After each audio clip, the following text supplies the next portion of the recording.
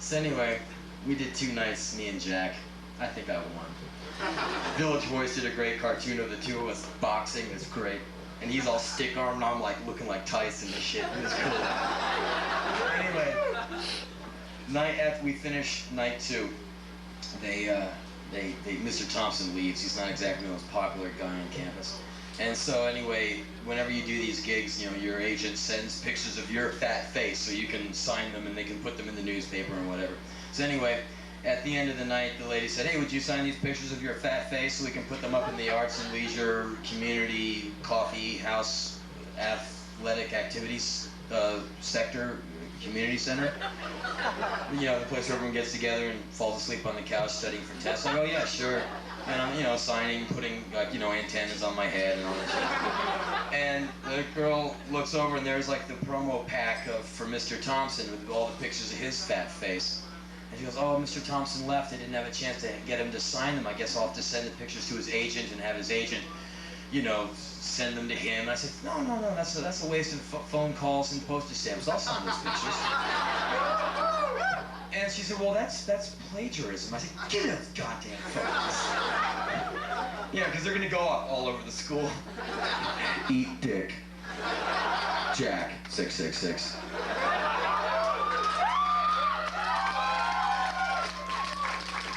Yo, bitch, what up? Take drugs. Fuck the police. Jack, 666 upside down cross. Fangs dripping blood and shit. They put him up. It was great. I got on the radio station and I impersonated Jack. And there's like people calling in. You know, I really am against you, man, for telling people what they can and cannot listen to. And I'm just like being Jack. And they don't know it's me. I'm going, you little idiot, you have no brains. Just shut up and just do what I say. I was making these people so mad. We're gonna come down to the radio station. Oh yeah, you in what army, you sniveling little shit? We were taking metal records and spinning them backwards. Listen to them asking. Listen to what they're saying. Had the greatest fucking time. But at the end of the day, here's something you already know. Any kind of censorship is a total insult to what brains you possess. Be you Plant Life or Einstein, censorship is fucking you. And don't ever cop to that shit. That guy is dangerous. He's more dangerous than a hitman because he is believed. Millions of people believe that guy is the right thing and the good thing, and that's scary. That guy is fucked. Anytime you get fucked with like that, give him this right back, because that shit's bullshit.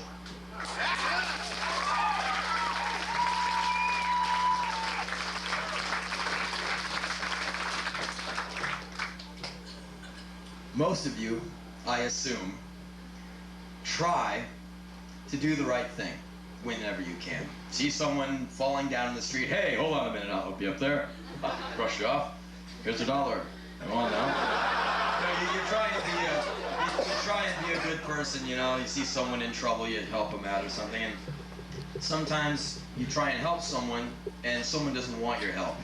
And you end up feeling like a real asshole. Because you come off looking like some self-indulgent type, like, I'll help you, get the fuck out of here. Okay, I'll go help someone else. And you go like, and you say to yourself, I'll never help anyone again. Fuck the world, man. I'm just gonna watch them all die. Reject me and my good intentions.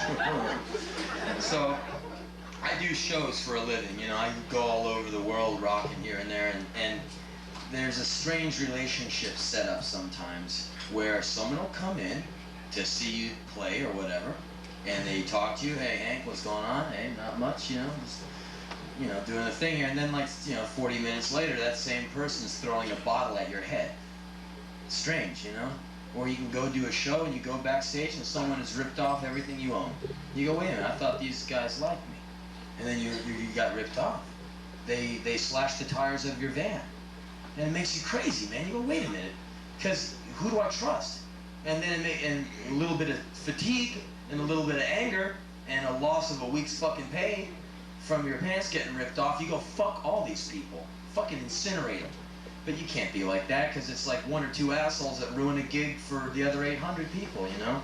So it makes you a little crazy, and after a while you start getting into the mind of maybe it's best to leave shit alone. You see something happening, don't get involved. And me, I got a big mouth, which I can't, obviously, you see how I can't shut it.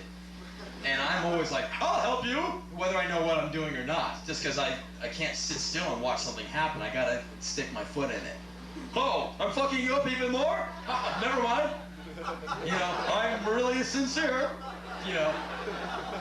So my first instinct is to try and help, you know. So anyway, and I've gotten a lot of shit, you know, at different times, you know. Get out of here! I'm sorry.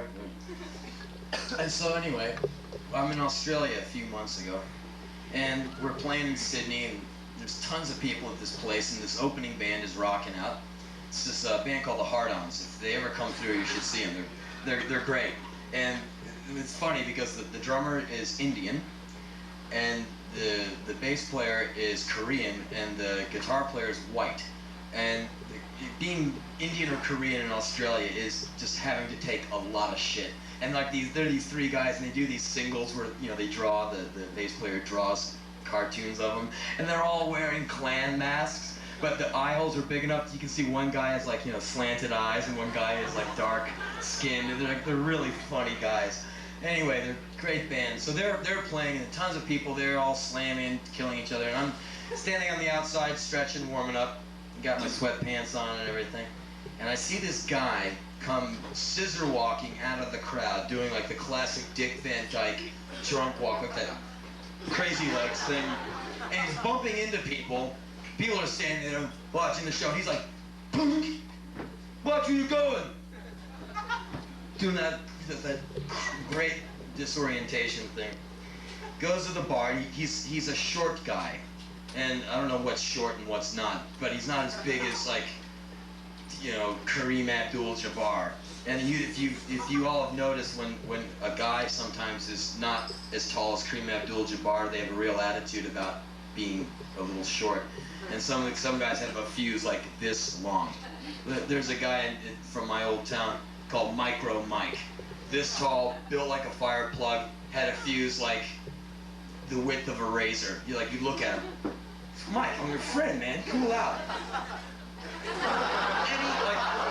We go to a show, any bouncers this big. You looking at me? And these guys are like, man, don't fuck with me. And he would get into it. He's like this little pit bull guy, and he would just eyebrows, just all scarred up from fights and shit. He's just testy as hell because he's like this short guy. He's got to show everybody.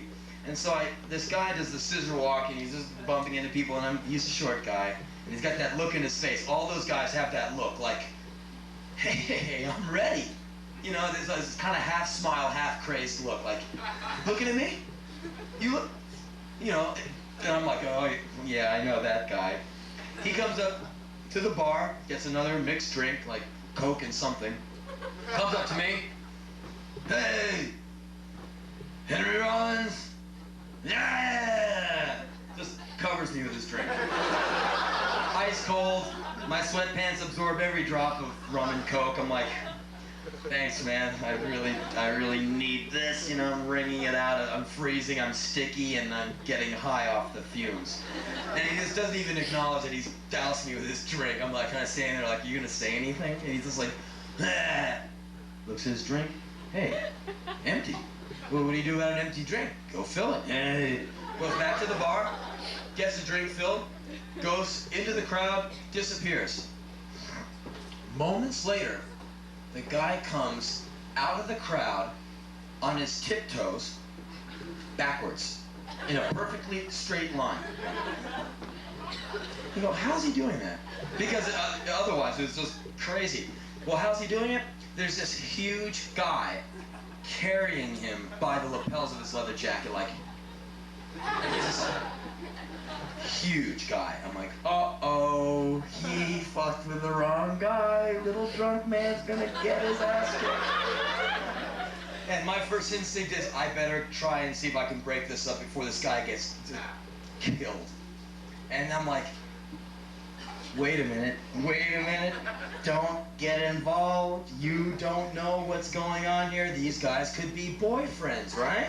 He might be moving that guy against the wall to give him a big old kiss. And who am I to stand in the way of romance? Not me. So I said, no, I better just watch. And I see this big guy just getting ready to pound this guy. I'm like, okay, I know this isn't right, but I'll save you, little drunk man. And I go, hey, let's calm down here. What's going on? And I put my arm around the drunk guy, the little guy, and he's like, look at me like, no, get off me. And I'm kind of, no, will you? And I look at this guy, it's really big.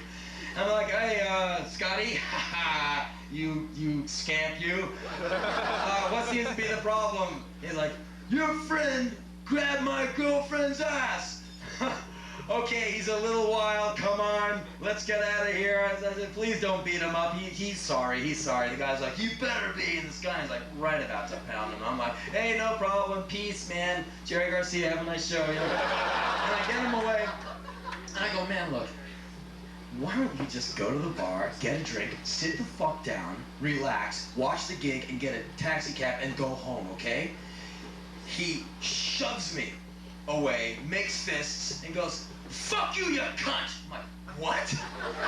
Like, come on, let's go! I'm like, what?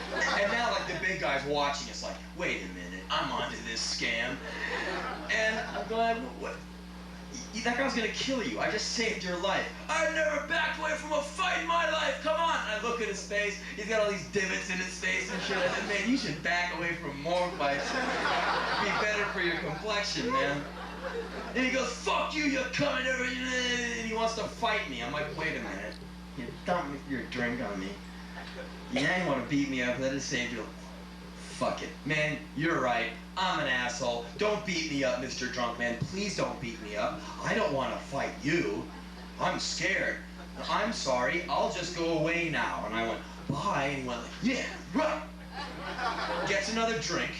Walks by me like, Scissor walks into the crowd. Disappears. At that moment, up on this side of the stage, big old PA, there is, I know you all have seen it, there is the lone punker. Moments before, he was on the dance floor, looking up at that PA. It's not that high. Looking at the top of it. 1, 2.5. I can do that. Alright. Gets up there, looks down, all of a sudden that PA is way up there. But what happens when you get up on top of the PA? You're the highest thing in the whole place now, right? Do you think everyone's gonna watch the band? No, they want to see you, asshole. They want to see you too. The whole band, they're all like... And this guy has the eyes of the entire house on him now. And the pressure's on. And he's looking, it's like... And he's looking to the crowd like... Now, do you think that any of these people are going to go like, don't, man, it's a long, you might hurt yourself. No, just climb down. Don't, mate, don't. Come on, you can do it then. Come on, man. Everyone in the band's like, you know, a zillion people rooting him on, you know. Come on, we'll catch you. They're all like, okay. He just goes like, well, I guess I'll do it. And he jumps off, and like he's just...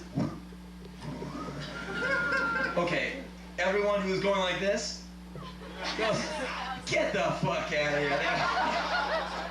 Go back like that, take a big step back, and all of a sudden, you have this big circle of bare wooden dance floor with a lone punker swan diving, standing in the middle of the dance floor like the bullseye